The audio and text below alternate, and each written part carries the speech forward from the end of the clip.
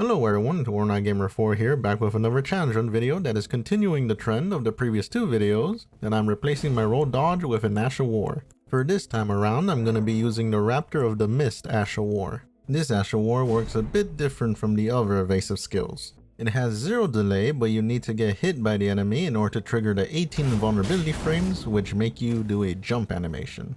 I don't know if this is true or not, because the wiki is a bit confusing with the iframe data. This bullet point says that there is iframes, but here it shows that there isn't any.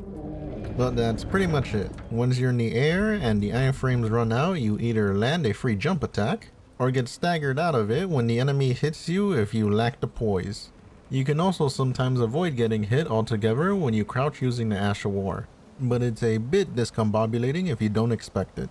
Oh, and one last thing. If I roll, I must forfeit all my runes and the attempt if I'm in a boss fight. Now enough intro, let's get right into the run. Since the Ash of War is available right from the start, I'm gonna get that first. So to the front of Murkwater Cave I go to get my ass kicked by the invader. One hit nearly kills me, but that's all I need to summon Yura to help. With my current stats, I served more of a distraction in this fight. And even though Yura died, his quest progressed. Now at the main entrance of Raya Lucaria, I help him again. But with me being level 1, it takes quite a few attempts.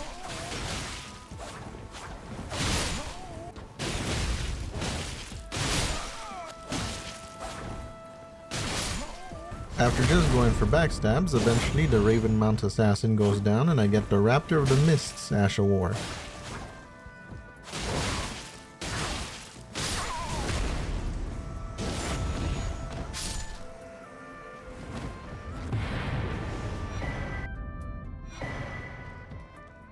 Now it's time to get the medallion pieces for the Dectus lift and do a part of the Lizard Lady's quest to gain access to boiled crabs for later. Also went to get the Raptor's black feathers from the Sage's cave to boost jump attack damage. Picked up the assassin's weapon to use for a little bit. Get perfume bottles that will come in handy way later in the game.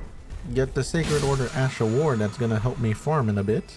But before I do that, I level up a bit, so I can bleed out Dragon Grail to get a lot of runes, because unfortunately upgrading my weapons ain't gonna be that cheap. Now it's time to farm a singular skelly for about 15 minutes. It drops the Bandit's Curved Sword, but I'm gonna need 2 of these for maximum multi-hit jump attacks. Very good for status effect buildups. Any other cursed sword would have been just as good, but these have a longer range than all the other ones. Now after dying to a bunch of rats, I get the Nomadic Warrior's Cookbook number 6 to create blood grease. Now I level up, teach Patches a lesson so he can sell me Margit's Shackle. Then in the Raya Lucaria Crystal Cave, I eliminate the boss to obtain the Smithing Bell 1. Get the second tier Smithing Bell at the Sealed Tunnel. For 2 weapons, it costs quite an amount of runes for early game, so I farm for a bit for those upgrades. Now it's time to fight Margit. Good thing his attacks are pretty well telegraphed, but even though they trigger Raptor of the Mist easily, his follow-up attacks stagger me out of my jump attack animation, which means I should start using my Ash of War more smartly.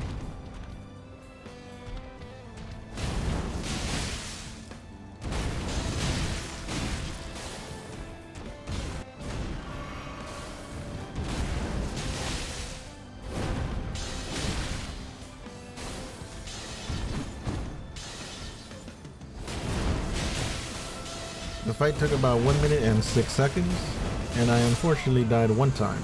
With Margit defeated, Stormveil Castle is now open for exploration, so I go and get the Claw Talisman for more jump attack damage. Also picked up a few spare pots for later. Now I cut down Godrick like it's no one's business.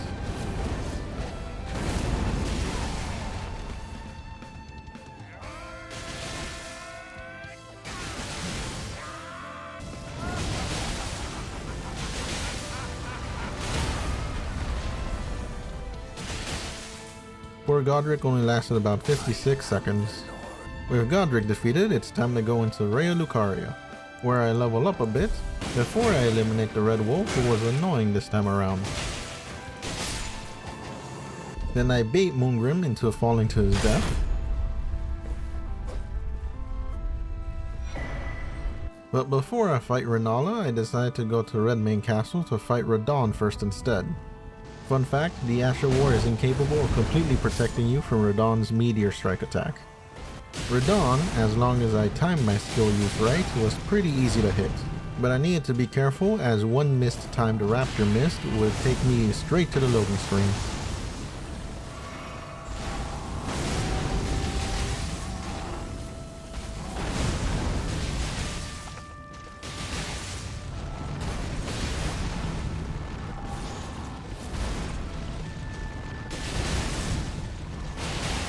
Luckily, with the amount of damage I've done in the first phase, the second part of the fight was made a bit easier to handle.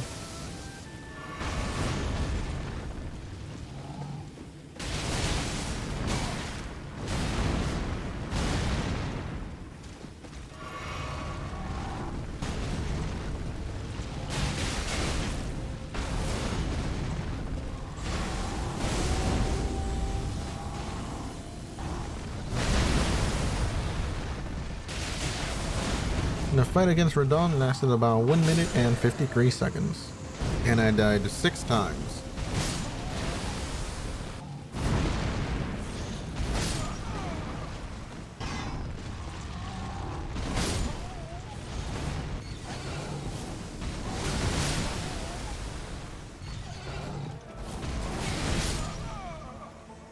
With Radahn defeated, the only hurdle left for a total bleed out annihilation is my clone, who was defeated without breaking much of a sweat.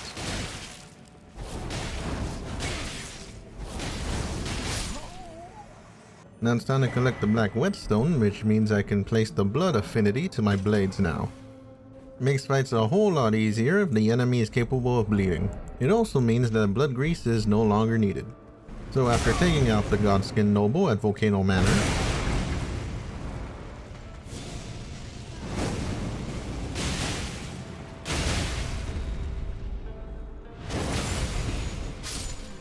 it's time to take out Rykard with the gimmick weapon. This phase took a bit too much time for my liking to take out, because this fight reminded me that the Asher War cannot evade grabs. Which in the failed attempts for this boss, I got grabbed quite a few times.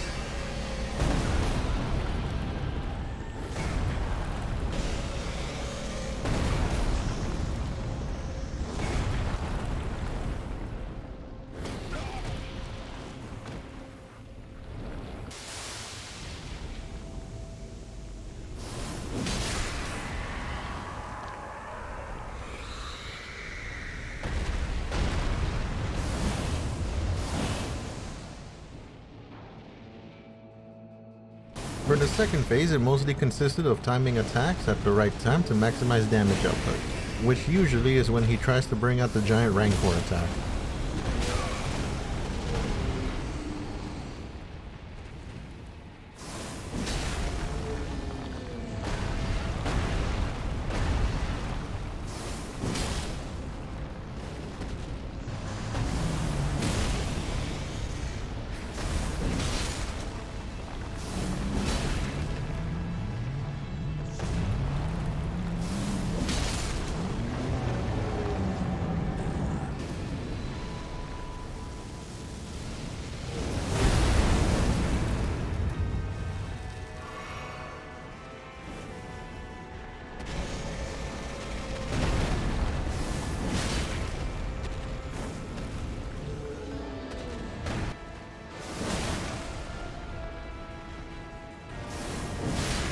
All that fighting took about 7 minutes and 21 seconds, and I died 2 times.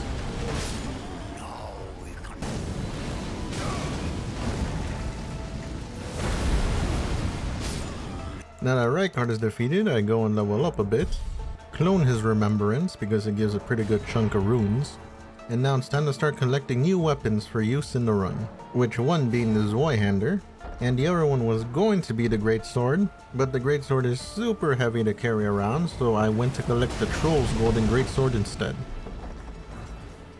But even with the lower weight on the Ultra Greatsword, I am incapable of even jumping. After leveling up my endurance, I am now heavy-weighted instead of overweighted with the Ultra Great Swords. Now I clone the Ash of War to use with my Ultra Great Swords, upgrade both of the weapons, farm a bit for those runes, level up a bit more, get the Iron Whetstone at Stormveil Castle to add the heavy affinity to my new weapons, and now it's time to destroy the boss of Raya Lucaria.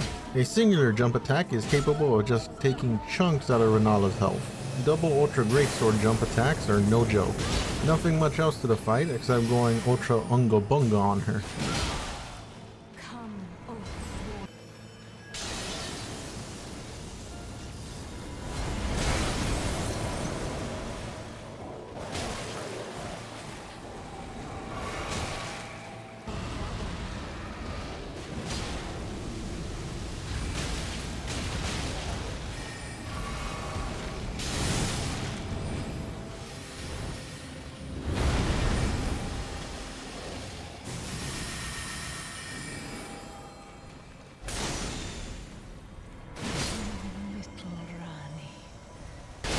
With Rennala done, I go and quickly pick up the Glintstone Whetstone to get the code affinities for my weapons, which I use to take out a few bosses like the one at Lux Ruins to get the Ritual Sword Talisman, bleed and freeze Commander O'Neill so I can start doing Millicent's quest,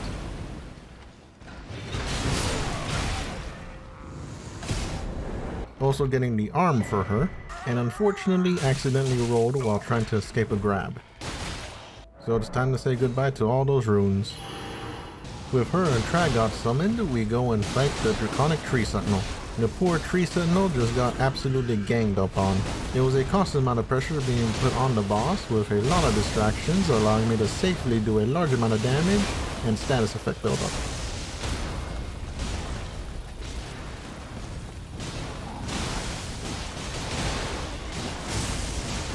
The fight against the Draconic Tree Sentinel took about 1 minute and 24 seconds.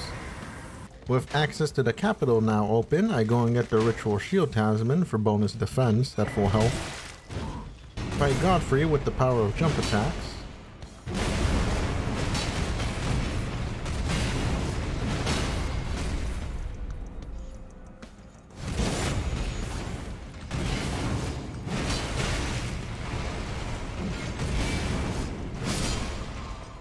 Level up a bit. And now it's time to fight Morgott. For Morgott, I take full advantage of the shackle to lay on the attacks.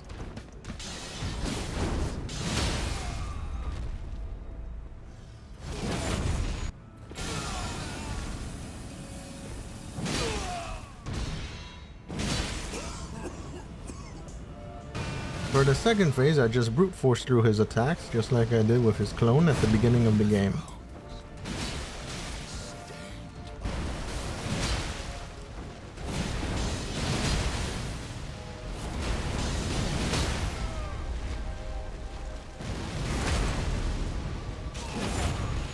Poor Morgott only lasted about 1 minute and 15 seconds. Now it's time to make my way to the mountaintop of the giants. Head into the Zamor ruins to get the third smithing bell, then go straight towards Fire Giant. For the first phase of Fire Giant, I focused on using my great swords to take out his legs.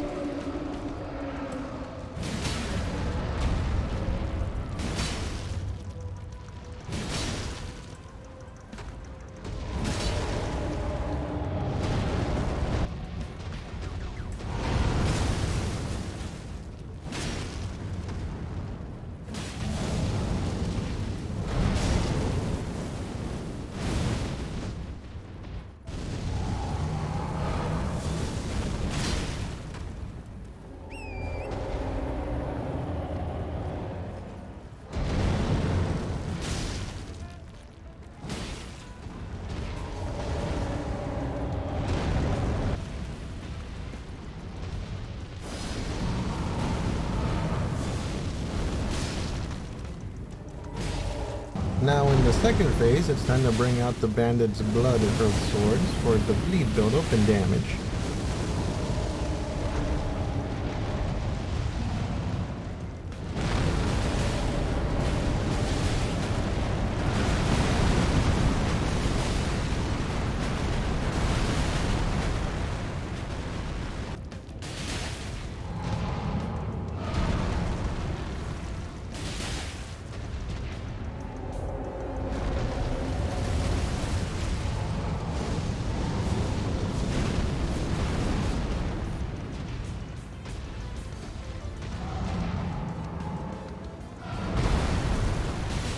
This battle took about 5 minutes and 31 seconds to complete.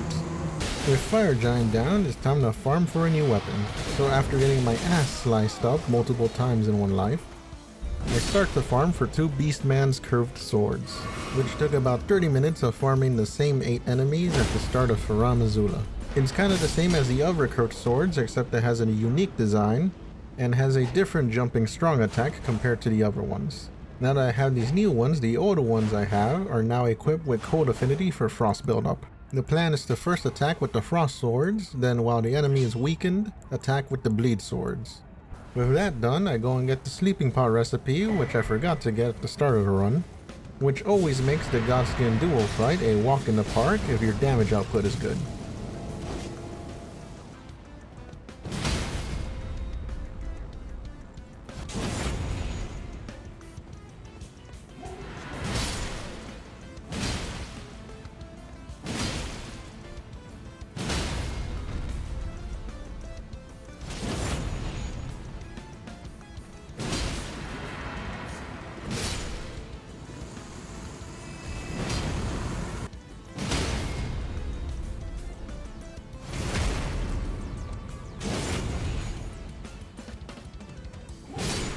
The fight against the Godskin duo took about 1 minute and 49 seconds. With the Godskins down, it's now time to traverse the path of birds and lightning. Get Mohg's shackle for a bit later.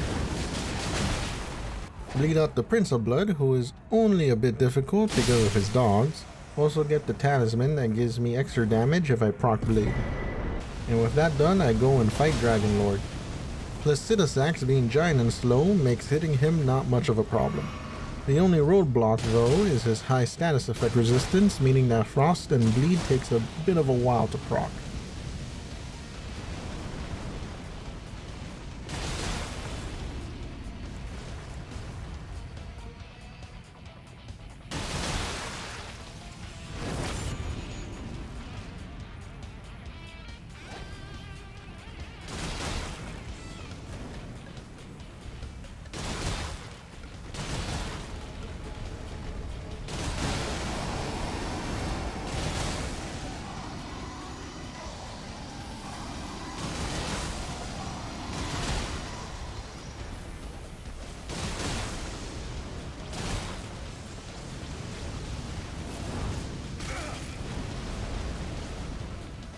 There were also a few hiccups here and there.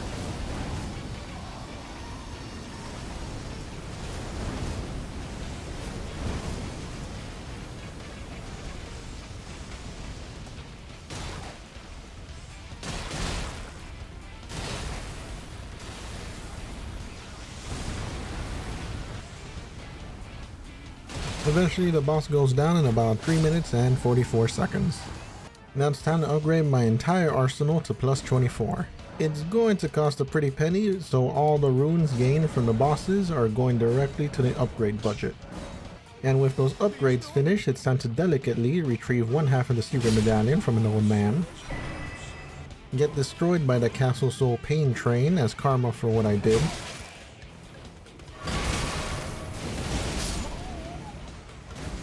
Destroy Commander Niall's summoned goons with maximum efficiency.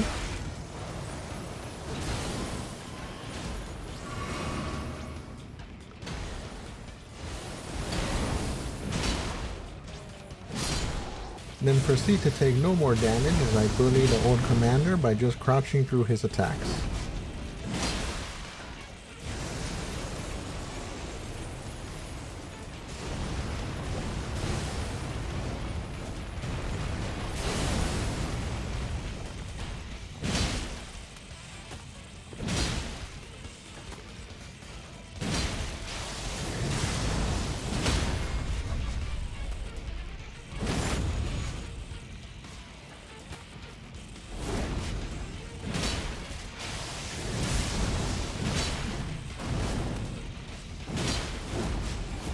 All that fighting took about 1 minute and 32 seconds. With Niall down, I retrieved the second half of the secret medallion, get turned into a pincushion by the archers of Liturgical Town. I swear, whoever decided to place these archers here loved the pain and suffering of others. But anyways, with all the candles lit, I level up. fail a jump because of an enemy, which leads me to my death. Then fight Haligtree Loretta in all her might. But it must have been my lucky day because she was using her more slower attacks. Because of this, it allowed me to pretty much just melt her down without much of a challenge.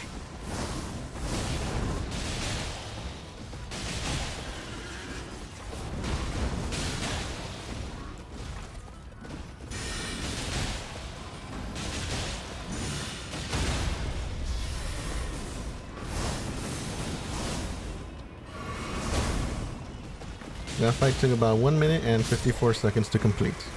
With Loretta down, I continue and obtain the only ancient dragon smithing stone I even bothered to collect in this run. Finish a bit more of Millicent's quest. Whatever the case, there the will, the Get the Dragon Crest Great Shield Talisman for bonus defense when I need it. Defeat the Sanguine Noble at his own bloody game.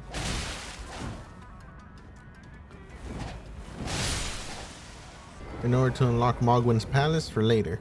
But while I'm here, I get the Haligtree Talisman +2 for bonus holy defense, then avenge Yura by defeating the invader Eleonora, as well as getting the Purifying Crystal tier. Now it's time to battle Maliketh, who's always annoying to fight because of his high damage output. First phase was a tad bit aggravating as I waited for specific attacks to somewhat safely jump on him.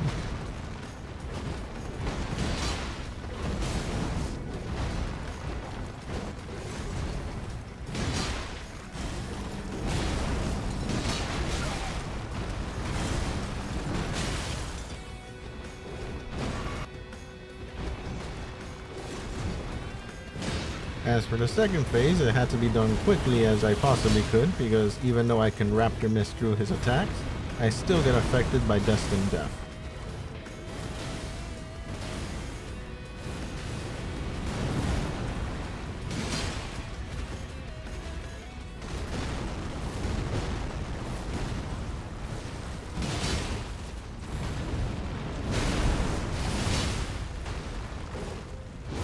Luckily, after being able to Raptor miss through his scream, he goes down in about 2 minutes and 16 seconds. And I died 6 times.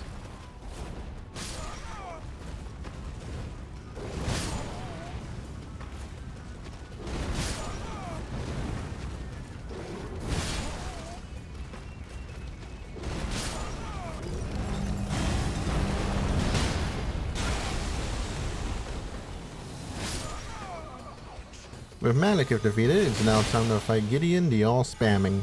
A somewhat irritating boss fight if you couldn't beat him in the first attempt.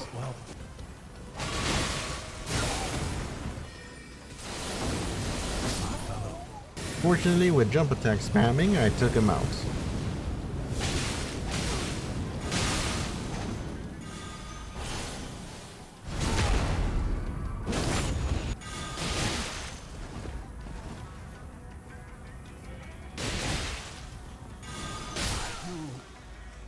Now before I fight WWE Champion Godfrey, I face off against Mohg. It took some tries to actually beat him,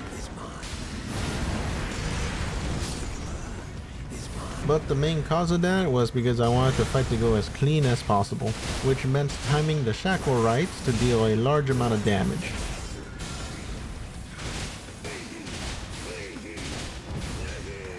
Look at him, barely in the second phase and he gets staggered. And now he's dead. The fight only lasted about 55 seconds. Now it's time to fight Godfrey. I unfortunately dodge rolled during one of the attempts and had to forfeit the fight and my runes.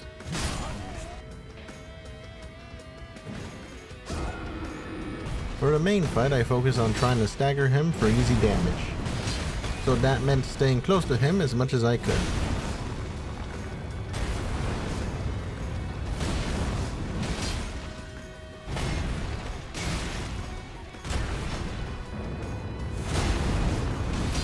It took a while to do, but his stance broke at the best time, which allowed me to quickly get into phase 2. For the second phase, it was a whole lot of me hitting him and getting knocked down, or getting sent flying into the sky.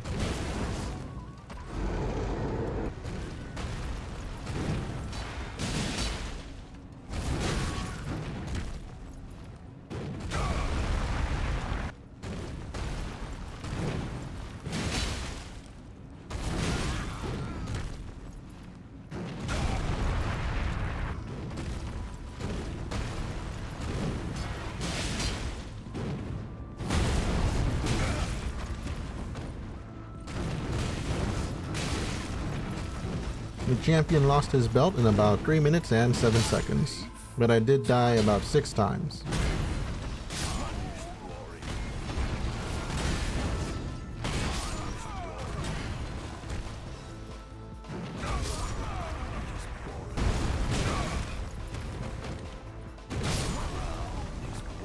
With Godfrey defeated, I level up, finally finish up Millicent's quest.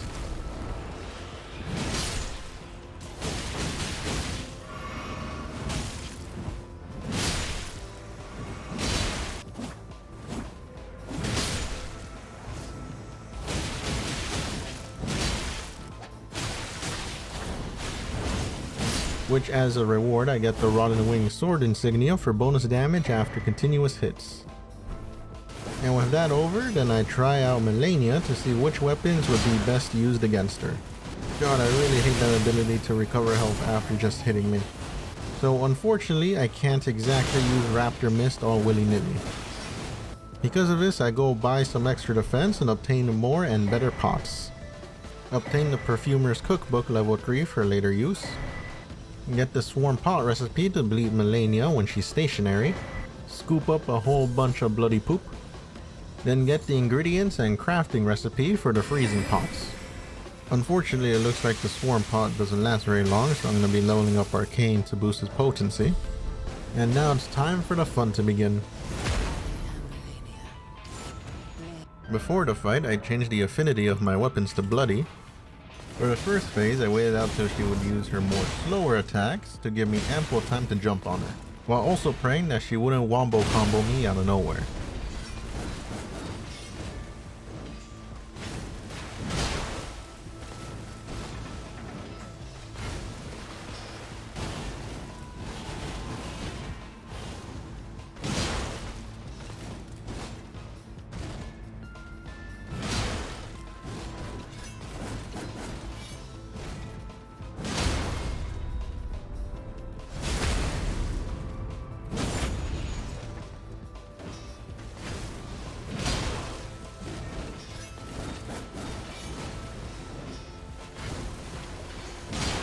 For the second phase, it's time to start using the pots to trigger status effects.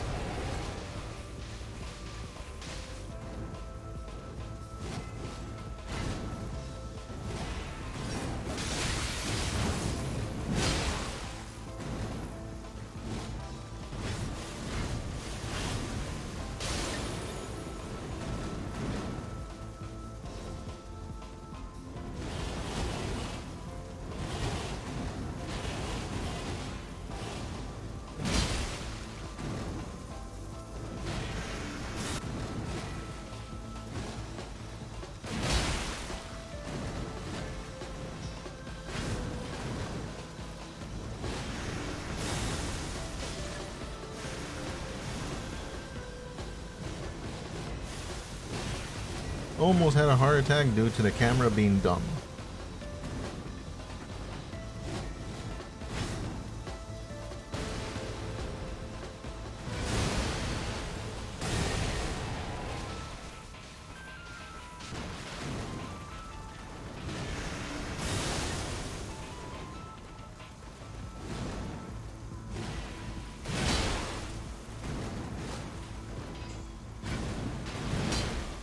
And with one last lucky Raptor Mist attack to finish the fight, Malenia goes down.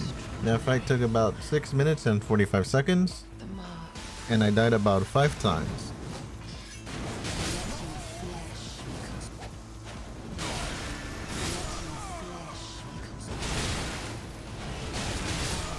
Now it's time to prepare for the final bosses. So I level up, go into the Spirit Caller cave to fight the Godskins in here.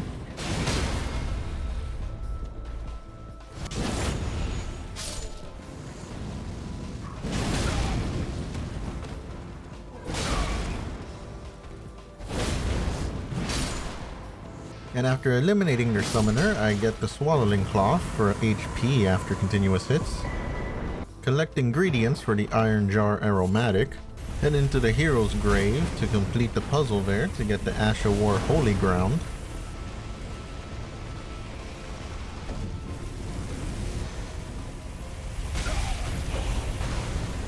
which gives me HP recovery and bonus defense while standing in the sigil it creates.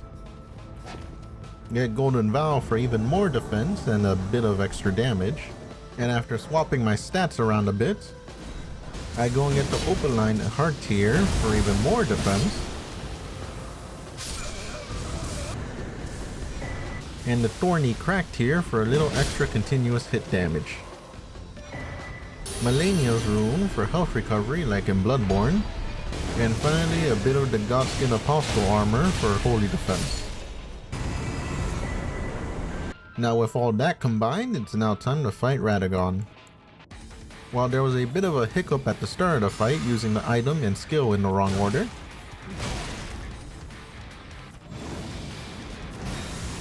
Radagon is barely able to kill me with all this defense and recovery.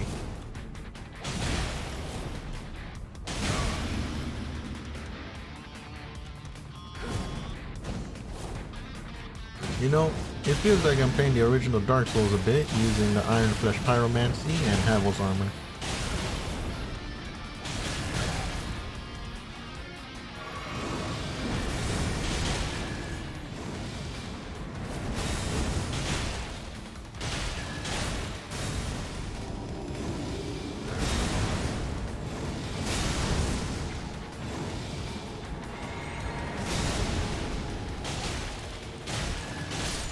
After that slugfest, Radagon goes down and I swap to my heavy weapons to fight the Elden Beast.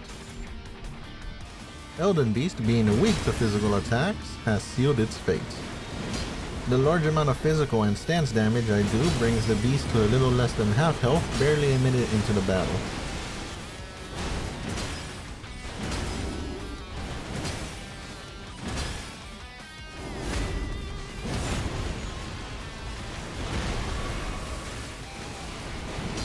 Now the rest of the fight was just dodging its more longer attacks and the Elden Stars.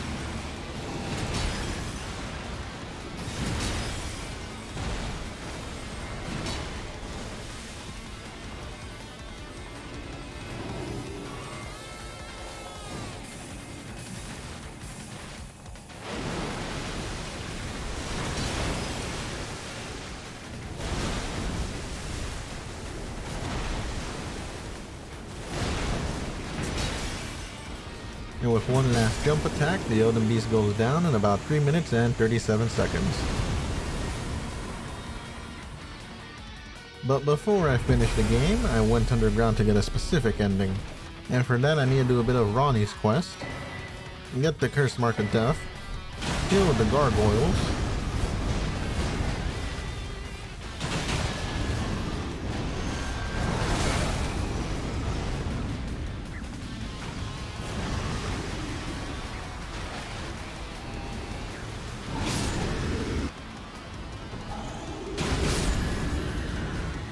eliminate the Simp Sophia,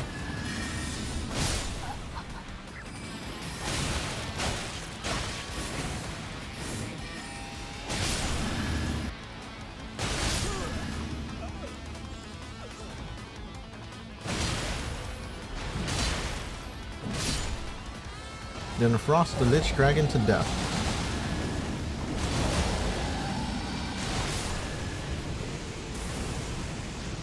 With all that done, I get the Mending Rune of the Death Prince. And now it's time to end the game. You know, I honestly thought I was gonna have a bit of trouble doing this run before I even started. But then after I got the Ash of War, I remembered that jumping attacks are pretty damn powerful in this game. It's pretty insane with the multi-hit attacks to proc status effects or its large stance damage using the heavy jump attacks. Also, enemies didn't try to grab me much, as that was one of my main weaknesses in this challenge run. Well, not much else to add except this was a pretty fun run, especially at the end with all the countermeasures I've taken against Radagon. Made me feel pretty damn powerful fighting against him. Also, one last thing I want to say is that the co-op challenge runs are going to be coming back. If not in the next video, then in the one after, so look forward to that.